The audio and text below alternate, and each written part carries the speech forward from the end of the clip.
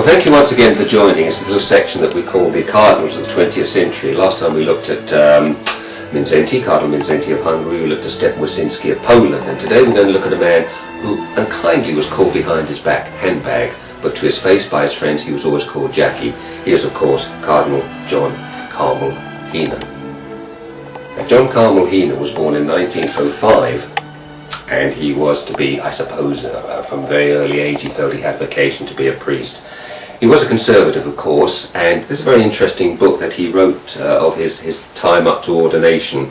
But I was particularly taken from something that caught his imagination in 1936 when he decided, as a young priest, as a curate actually, that he wanted to go to the newly formed Soviet Union in 1936.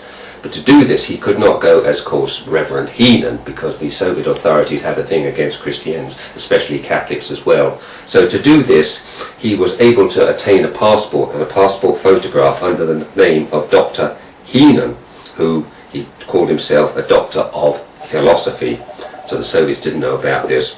He slightly glosses over how he got the passport, but he does say here, "In the end I decided it would be too great a risk to use a fictitious name. It was not difficult to obtain a fresh passport, which gave my profession as a lecturer in philosophy.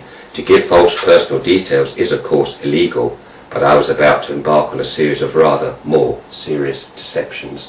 So he's doing something which was very much against the law now. He was getting a passport in a different name, his same name, but he was not putting his occupation down as a priest. And it's very interesting if the camera companion of his passport picture for 1936, there you see the young Heenan there. He said he went to want to go to the Soviet Union to study the system, but it's very interesting that he got permission from his bishop. His parish priest didn't seem to know too much about it, but went along with it anyway. And the young Dr. Heenan, the doctor of philosophy, was able to go to the Soviet Union. Whilst he was there, he met this young interpreter called Lola, and I think he was slightly smitten by her, because he first her quite a bit afterwards, and he seems to think she had perished in the purges, and some photographs that he was able to take there of political prisoners there. Very interesting section of this of Cardinal Heenan. Later on, his rise through the Catholic Church became quite imminent when he went to the first of the three destinations, the three L's. He went to Leeds, and from there he was later promoted to Liverpool. At the same time, the Vatican Council was coming through. All the reforms of the Catholic Church were coming in, and Heenan suddenly found himself out of step with the reforms that were happening in Rome at the time. In 1965, the Pope appointed him Cardinal of Westminster, and he arrived there in 1965 to become the Cardinal of Westminster. Now, at the time, the Vatican Council had just been over 2 or 3 years, and many of the reforms I think Heenan was very much against. He was out of step with a lot of these reforms. I remember hearing from a brother, a Christian brother at the time, that he closed one of the seminaries in London. He found it was far too radical, and of course Peter de Rosa, of course, was one of the people who suffered from the tongue of John Heenan. Very complex man. I think he lived very much on his nerves. He suffered from awful migraines apparently, and would often be confined to his bedroom for many, many days.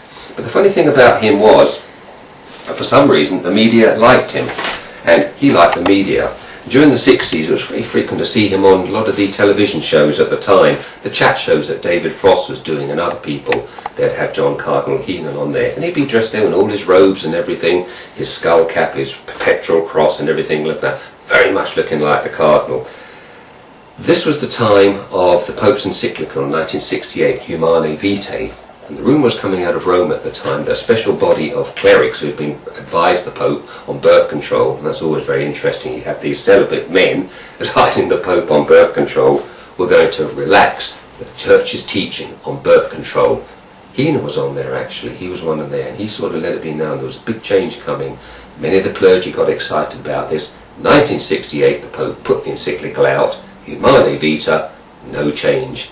The Church's teaching, the rhythm method as they call it, would stay, or as wags called it, Vatican roulette.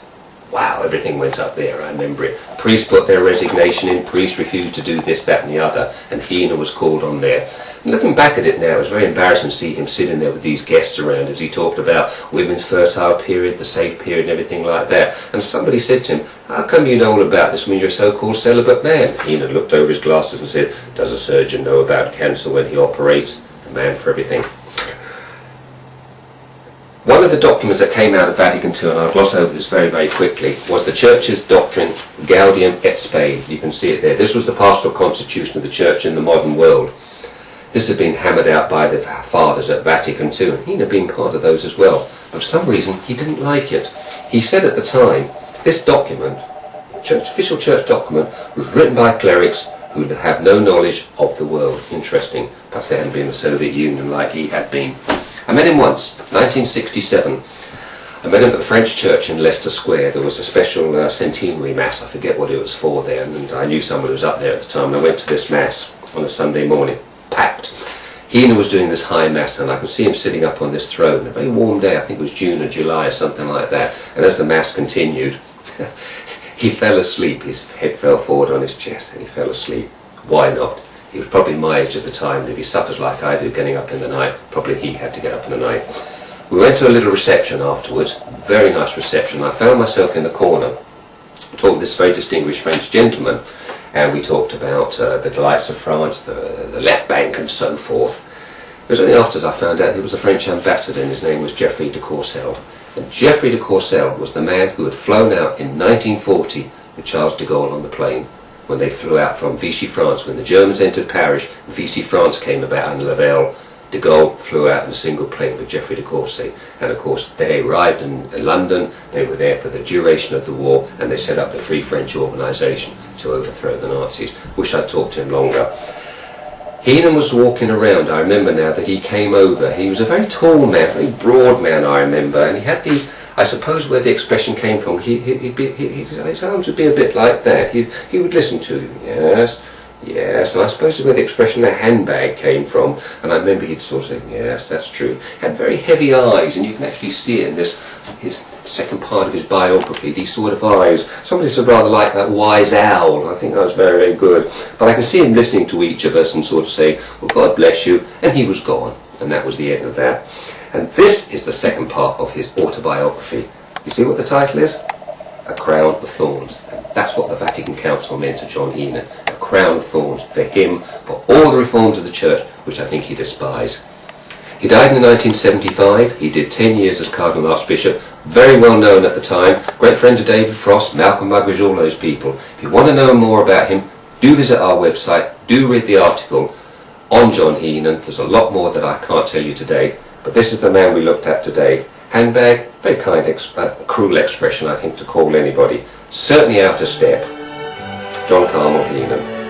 He died in 1975. The next time we're going to look at the man who took over from him and would serve the full 27 years. And his name was Basil. Until then, from this ministry, thank you, and Maranatha.